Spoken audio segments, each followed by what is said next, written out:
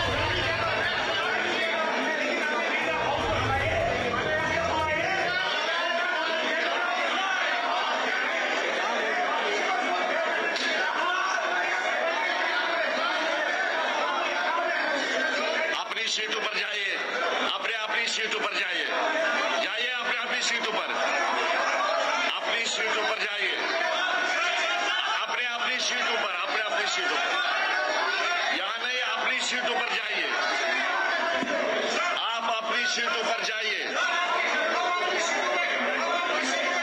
वही वही वही पहले इस बात से आप अलाउ कर लीजिए, हमें अलाउ कर लीजिए, हम अपनी सीटों पे जाएंगे। सर हमने